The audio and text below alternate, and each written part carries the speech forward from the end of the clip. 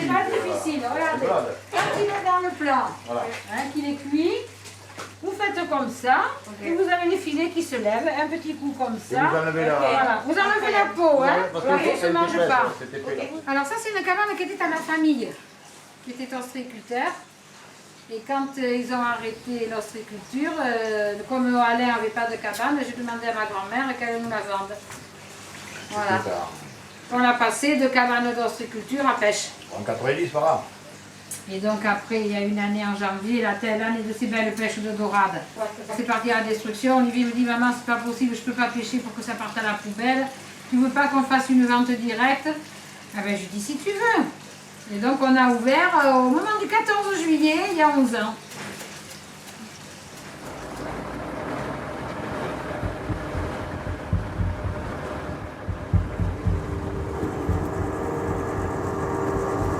Bizarre, hein? Passage, après plus rien. Ouais, bon, ça a coupé partout. Nous, tu vois, on était à 500 grammes sur la bordée là qu'on est en train de faire. Et là, il n'y a que dalle. Sur les 20 premiers là, ou 25 premiers, il n'y a qu'un sol, 10-12 sols de maigre. Il y avait quelques sèches côté nord, mais après, là ça a coupé là, depuis la moitié du jeu. Voilà, ouais, donc c'est peut-être aussi une coupure générale. Hein. Ouais, c'est ça. Bon, il faudrait qu'il y ait un peu de houle pour que ça fasse bouger, quoi que tu me diras, entre hier et aujourd'hui. Il en avait mis hier 20 à la trempe, là où il est, là, au nord du fondure du 37. Il avait 15 kilos de sol à la trempe sur Vengueil. Et il les a remis à la nuit, et il a 100 grammes. Ah ouais? Ouais.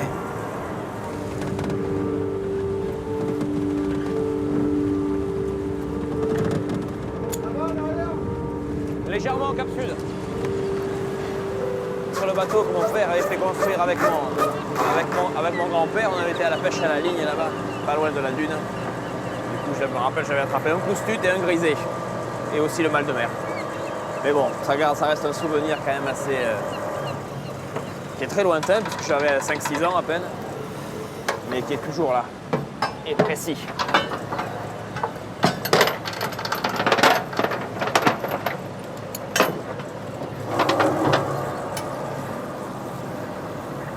Je suis toujours allé pêcher avec mon grand-père, avec mon père.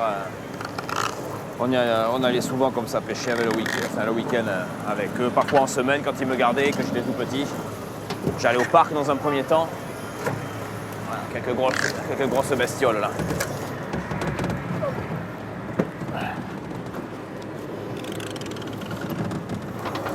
C'est un maigre.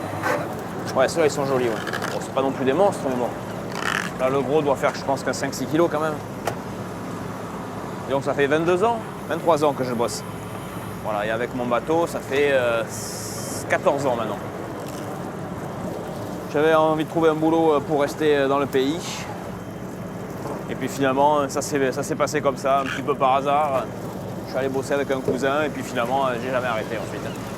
Mon arrière-grand-père, je pense qu'il devait faire un peu la pêche, mais bon, enfin, il était ostréiculteur et pêcheur. C'est-à-dire que souvent, à l'époque, ce qui remonte là au début du 20e, souvent les deux métiers se confondaient. Hein. C'est-à-dire que les ostréiculteurs étaient pêcheurs, ils faisaient la pêche pendant le mordeau et ils étaient au parc pendant la maline. Voilà, après bon, ça a évolué depuis disons 25-30 ans, là c'est plus trop possible. Il y a encore des possibilités bien sûr, mais bon, la plupart du temps maintenant c'est ou l'un ou l'autre, alors qu'à l'époque c'était les deux. Les premiers arrivés sont mon grand-père maternel, arrière-grand-père, pardon, maternel, avec sa fille qui était ma grand-mère, forcément. Et ils sont arrivés dans les années 1880, 85 sûrement, certainement. Ils avaient la cabane numéro 2 à Piraillant. Voilà, donc elle est née en 1893, ma grand-mère. Ses parents l'amenaient, elle avait 7-8 ans, pour crever les huîtres creuses qui étaient arrivées par accident. Ouais, l'histoire que tout le monde connaît. Et côté mon père, eux, ils étaient tarès, ostréiculteurs aussi. Ils sont venus à Piraillant début du 20e, quoi. Mon grand-père s'est marié avec, évidemment, ma grand-mère en 1913. Ils ont eu un enfant en 14. Mon père, il a eu en 22. Ils faisaient un peu la pêche, mais surtout la pêche et l'ostréiculture, les deux ensemble. À ce moment-là, ils y allaient qu'à l'aviron et à la voile. Donc, ils partaient le soir. Ils posaient leur filet, leur jagude qui se servait pour le bassin, ils les posaient à l'océan et le matin, ils les relevaient et ils rentraient. Mais bon, le problème, c'est que dans la nuit, il n'y avait pas les métaux qu'il y a maintenant, quand la houle forçait, le vent forçait, surtout la houle, quoi, qui était embêtante, déjà comme là. Et ils n'allaient pas très vite, donc il y a eu beaucoup de naufrages à une certaine époque. Côté ma mère, c'est la famille Lucine du Ferret. Son père était pêcheur. Il était aussi marin. Il était chez les messieurs de les grandes familles bourgeoises du Pilat. Avec leurs pinasses magnifiques, plein de vernis. Et donc après, ils faisaient la chasse, la pêche. Ils allaient au bar beaucoup aussi. Belote. Passaient pas une journée sans aller au bar, boire un verre de vin rouge ou un bière ou comme ça, quoi. Enfin, un ou deux, quoi, ou peut-être plus, mais c'était une autre époque. Ce qu'on va faire, on va aller virer le deuxième 65 et on va mettre les 65 à la place, les 55 à la place ici. Donc ce qu'on peut faire, on peut déjà envoyer le 55 là.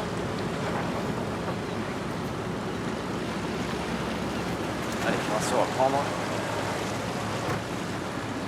Les techniques, oui, alors les filets restent à peu près les mêmes. Il y a eu quelques petites modifications, on va dire. Mais sur le filet tel qu'on le pratique, ça n'a pas trop évolué. On a essayé juste des choses différentes à différents endroits.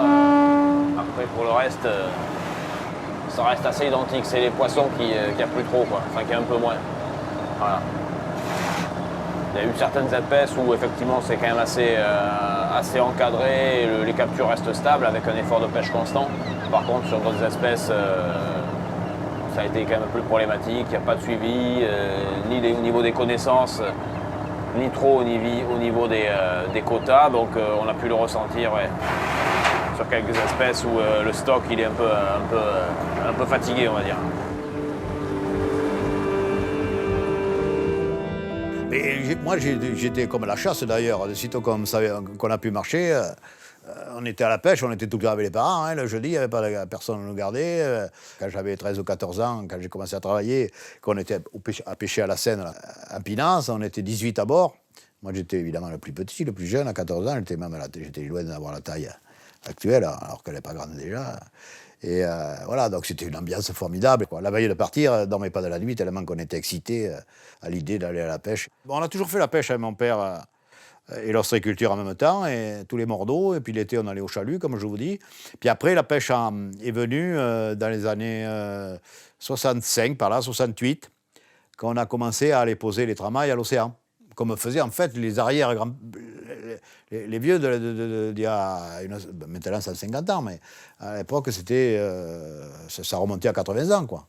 Et là, pendant une longue période, il n'y a pas eu de petits bateaux qui allaient poser des filets, au moins chez nous, à l'océan, je parle. Puis après, voilà, donc après on a été acheter un bateau à Saint-Jean-de-Luz, un petit bateau, parce que là on crevait de faim aux huîtres. D'abord, il y a eu la grosse mortalité là, des années 60. 68 les plates, après 70 les creuses. Alors, tout avait crevé, donc c'était la cata, quoi. La moitié de la profession, ils sont partis dans les travaux publics et autres. On allait à la pêche, donc on bouffait le poisson, on bouffait les patates, on tuait le cochon, chez les paysans là-bas. On n'était pas riches. Donc on s'est plutôt dirigé sur la pêche, en allant acheter un bateau à Saint-Jean-de-Luz. Puis après, il y a un plan de relance qui a été mis en place, un plan de relance pour la pêche, parce que c'est vrai qu'on a mis une flotte de pêche très vieillissante. Moi, j'ai fait faire un bateau grâce à ça. Et en 82, je l'ai eu. Et là, ça a très bien marché tout de suite. Et c'est vrai que là, putain, là, ça a été une très très bonne période. Ça a été une période faste.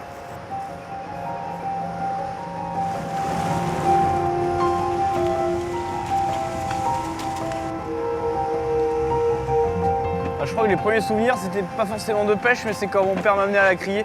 D'ailleurs, c'était plus facile de se lever là que pour aller à l'école. Ils partaient la semaine et du coup, souvent, ils allaient déglacer le lundi matin. Et c'est des bons souvenirs d'ailleurs. C'était une autre époque où il y avait quand même pas mal d'activités le matin à la criée. Du coup, c'était une fourmilière, c'était sympa. Ouais, tu vois, il y a quelques jolis bars là. C'est un peu ça qui nous a sauvés là. Ça, tu vois, c'est mon père et ça, c'est mon grand-père. Milieu 70. C'est Olivier et moi. C'est quand j'ai démarré. Je prépare mon banc. Et comme j'ai des commandes, je sais à peu près ce que les gens veulent. Donc je sais qu'il y a une dame qui veut un bar pour 5 personnes. Une grosse pièce. 2 kilos. On vivait pas sur le village de Piraillan, mais on voulait venir vivre et travailler dans le village. Parce que c'est un village en fait où le grand-père de mon mari est né. Et c'est un village qu'on adore. Quand je suis rentrée dans la famille Argelas, ma mère m'a dit que quand elle était petite, elle venait acheter son poisson aux grands-parents de mon mari quand ils habitaient à Piraillan et qu'elle avait la petite cabane dans le jardin et qu'elle vendait son poisson en fait. Donc c'est un peu une institution. Je venais en vacances ici petite, mais alors par contre à la base on n'est pas du tout de la région, pas du tout. Moi, j'ai une formation commerciale. J'ai travaillé dans le bancaire, j'ai travaillé dans l'événementiel, j'ai travaillé dans l'audit. Je suis tombée dans le milieu maritime parce que j'ai rencontré Benjamin. Et donc, sa maman, au tout début, j'ai travaillé avec elle à la cabane blanche au Cap Ferré. Je vendais le poisson avec elle, donc c'est elle qui m'a formée. Elle m'a fait mon éducation maritime. Et ensuite, voilà, j'ai appris les espèces, j'ai appris à vider, j'ai appris à démailler des poissons.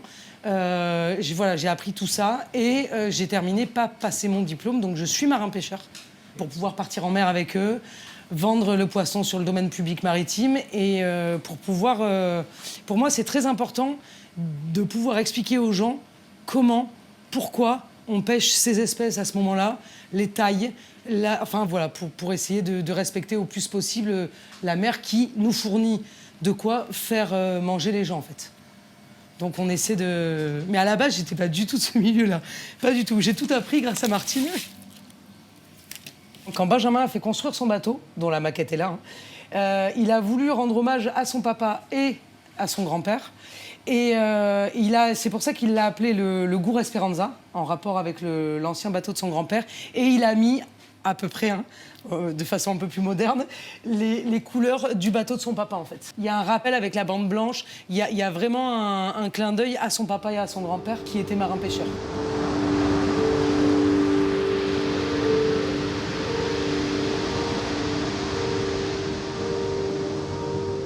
Le surf est pour moi une des raisons, justement, qui ont fait que la vie en ville et à la fac n'était pas vraiment possible. Parce que, pour moi, le surf... Quand il y a des vagues, il faut y aller. Tu peux pas être surfeur si tu habites loin de la mer, quoi. Tu peux passer 3 semaines, 1 mois sans avoir de vagues. Puis d'un coup, tu peux avoir des vagues fabuleuses et puis tu les vois depuis la plage, c'est très beau. Puis quand tu rentres en l'eau, la marée a un peu changé ou le vent tourne, ça devient dégueulasse. Donc tu as toujours beaucoup de frustration. Et de temps en temps, tout se conjugue et c'est merveilleux. Tu vas avoir une session fabuleuse, tu sors de là, tu es gavé d'endorphines, c'est un grand, grand plaisir. T'es heureux pendant plusieurs jours et ça te redonne envie, quoi.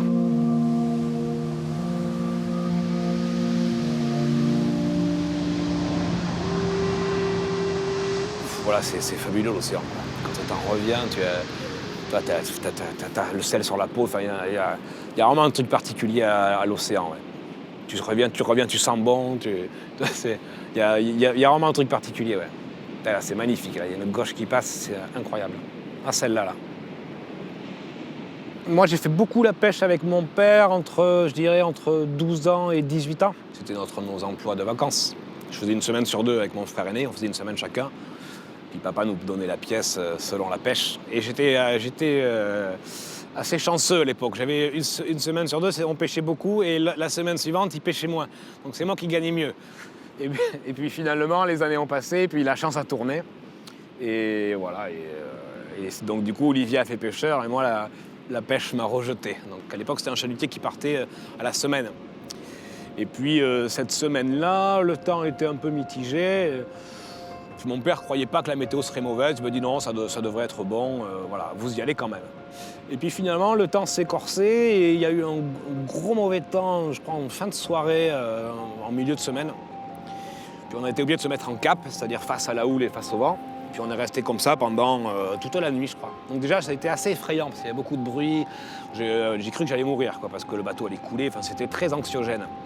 Et puis je sens des petits guilis là dans le dos, des petites sensations désagréables, qui sont devenues de plus en plus désagréables. Et il s'avère qu'en fait, après, je ne pouvais plus bouger, j'étais recroquevillé. Le médecin au téléphone, à la radio, il avait l'air un peu inquiet. Il a dit, bon, ça doit être une colique néphrétique. Puis il y avait trop de houle pour rentrer. On était au large de la Cano, donc c'était trop long pour partir à Royan, il aurait fait nuit. Donc ils sont venus me chercher en hélicoptère. Mais l'hélicoptère était en mission lointaine, je ne sais pas où, donc il a mis quasiment 7 heures à venir me chercher. Donc je suis resté pendant 7 heures avec ma colique néphrétique, ce qui a priori est la douleur la plus proche de l'accouchement. Donc j'ai vécu l'accouchement, mesdames, et effectivement c'est très très douloureux. J'ai donc décidé que je ne ferais pas la pêche. Voilà, le sort en a décidé comme ça, j'étais vacciné. La dernière fois que j'ai utilisé les passes, c'est pour sortir. Finalement, je ne suis jamais rentré puisque je suis revenu en hélicoptère. Donc je n'ai jamais pu réemprunter les passes, quoi, ni pour rentrer ni pour sortir. Voilà. C'est assez rigolo, quoi. Putain, ça, si c'est beau, un truc de dingue.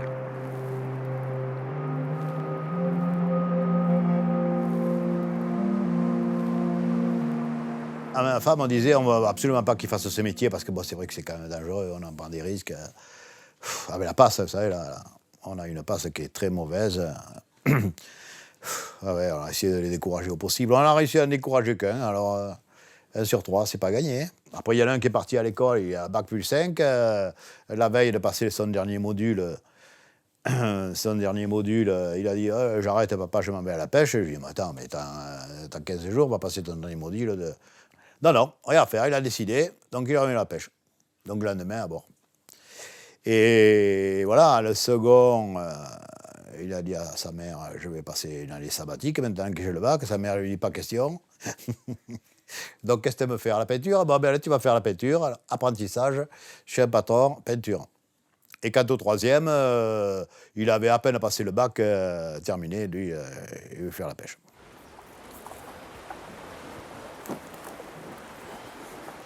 Comme il fait mauvais temps, qu'on ne peut pas aller en mer, du coup on fait le travail à terre.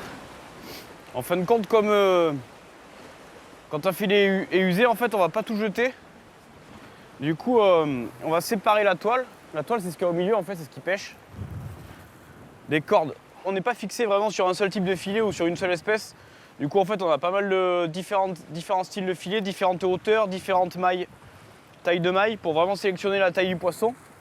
Et en fonction des saisons, en fonction de la météo, en fonction de plein de choses, des marées, de ce qu'on veut attraper et quand est-ce qu'on veut l'attraper, on choisit les différents types de filets. On n'est pas vraiment fixé sur une seule espèce, donc c'est un peu... Enfin moi c'est ce qui m'intéresse, quoi. C'est l'avantage des petits bateaux. De tout temps à jamais, il y a eu de ce style de filet. Après la seule différence, c'est essentiellement c'est l'évolution des matériaux. En l'espace de 40 ans, on est passé de la préhistoire à la science-fiction presque. Les anciens, ils partaient, ils n'avaient pas de radar, pas de GPS. Les systèmes de positionnement, ça a été fulgurant. On a certainement moins le sens marin que les anciens, parce que c'était une autre paire de manches de naviguer à cette époque. Moi, le matin, je me lève, en 5 minutes, je sais ce qui m'attend, quoi. Comme on a mis en place, encore une fois, on n'a rien inventé, tu vois. Ma grand-mère le faisait il y a 50 ans, mais comme on a tous développé les petits bateaux d'ici, la vente en direct, ça nous permet, en pêchant moins, mais en vendant mieux, tu vois, de garder un certain équilibre. Donc d'une certaine manière, tu vois, d'un inconvénient, on en a fait un avantage puisqu'on s'est adapté. C'est un peu ça, c'est le nerf de la guerre. L'état d'esprit, de toute façon, restera toujours le même. Que ce soit ici ou ailleurs, ce qui a fait la réussite de la pêche artisanale un peu partout dans le monde, c'est le sens de l'adaptation. Ça se rapprocherait plus d'un style de vie que d'un métier purement alimentaire. Parce qu'en fait, ça demande tellement d'engagement physique et mental que ça peut être c'est parfois une barrière pour les gens qui découvrent un peu la chose. Parce que en fait, le rythme de vie, il est uniquement dicté par la météo et le poisson, quoi. Du coup, il n'y a pas de week-end, il n'y a pas de jour férié. En fait, on ne fait que s'adapter à l'élément, d'une certaine manière. C'est ce qui rebute le plus de gens. Alors que moi, d'une certaine manière, c'est ce qui me plaît là-dedans. J'ai jamais eu souvenir d'avoir vu mon père malheureux d'aller à la pêche, tu vois. Donc je pense qu'inconsciemment, ça a dû jouer. J'aurais du mal à m'éloigner de la mer, je pense. Ça aussi, quoi. Un peu un peu accro. Ouais, c'est difficile de vivre ailleurs. C'est pour ça que c'est triste de se dire qu'aussi, voilà, nos enfants, moi, à mon avis, vont vouloir rester ici, mais ils ne pourront pas, quoi. Moi, j'aurais bien aimé être sociologue avec le recul. Je crois que la presqu'île, c'est hyper intéressant parce qu'il y a tout. Il y a toute l'histoire de la planète et des civilisations réunies en peu de temps et sur un petit espace. Tu vois, on est un peu les Indiens colonisés par les Américains, les gens envahis par des gens plus riches, voilà, qui s'approprient un territoire, qui s'approprient son histoire. Et finalement, les gens qui étaient ici les premiers, hein, déjà, voilà, ils sont très rapidement éjectés par la pression financière, un mini aquarium, un mini laboratoire de ce qu'est l'humanité, quoi. Voilà, maintenant on est trop nombreux, on est écrasé par trop d'argent, par trop de pression, par trop d'individualité, et le constat est plutôt amer. Même si c'est magnifique, évidemment. C'est un peu le paradis empoisonné. C'est magnifique, les vagues.